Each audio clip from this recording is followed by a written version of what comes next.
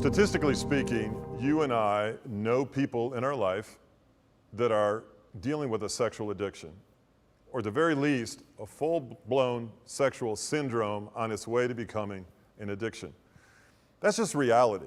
Now, we may not be aware of it, and you know what? That person in our life may not be aware of it either. Perhaps that person is you, I don't know. Let's explore this topic of sexual addiction and flourishing syndromes in our life that make their way towards an addiction.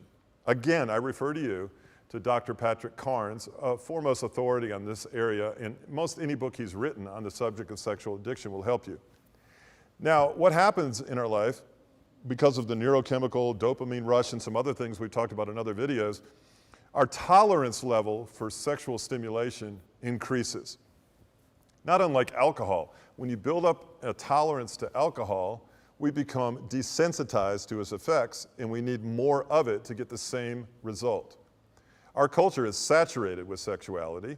We're overly exposed to sexuality, and when you add to that pornography and sexual behavior that's deviant, what happens is we tend to want more and more as human beings. The problem with that is our sexual deviance increases, as do our desires for fetishes and other things, until we start amping up the exposure to inappropriate sexuality to the point where we have to meet the same need over and over and over. Outwardly, we become more curious and more exploratory in our desires. We take on more partners as human beings, and the result is, outwardly we look content, but inwardly become emptier and emptier. And what happens when you feel empty? You go back to the very thing you think is giving you fulfillment, but in actuality is not, and the cycle of shame and behavior and guilt and repetitiveness of sexual deviance begins to increase. Now, why do I bring this up? Because I deal with it in people's lives that sit in my office, and I know that they're dealing with this issue, and they finally come to say, you know what? I didn't think I was, but quite frankly, I am.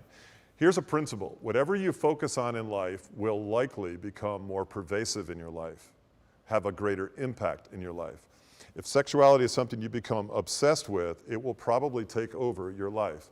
On a physical level, on a spiritual level, on a relational level, a social level, and on a self-esteem level.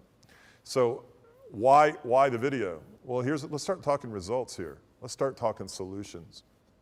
I want to encourage you to Google Dr. Patrick Carnes and sexual addiction and the word assessment.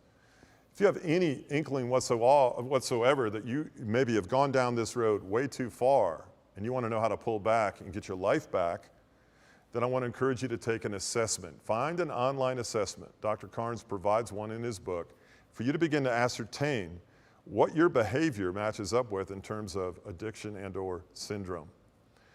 This is in the area of pornography and live sexual relationships. What is it that you need to do to get some help to break this cycle that is you don't own, it owns you? A behavior you don't do, it dictates to you. You don't own, it owns you. And if you're not at that point, you may be on your way, and it's worth a time out to say, hey, listen, maybe I need to think objectively about what I'm dealing with. Sex Anonymous groups is another website I would encourage you to go to. There are Sex Anonymous groups throughout the country, throughout the world. Why don't you take the opportunity to look for those groups in your area and maybe attend a meeting? You might find you know some people that are already there. You're not going to get better and you're not going to heal alone. What you're going to end up finding out is you need other people to share that experience, strength, and hope, but you're also going to need a relationship with God, because ultimately that's what you're looking for. You're looking for an intimate, meaningful, loving, forgiving, compassionate, emotional relationship with a God who died for you. Until you get to that, we're just trying to make this thing up as we go. But in the meantime, let's think of a way not to have the prison or the bondage that we have by a sexual addiction. It's good to evaluate, it's good to look, it's good to get information, and it's good to be inspired. I wish you well, and I pray for you as you explore those options. As always, we at Lifepoints are here to be a resource for you. Let us know what you think, what your questions you might have. If you need some direction in getting some help in any of these areas, you contact us, and we will be in touch.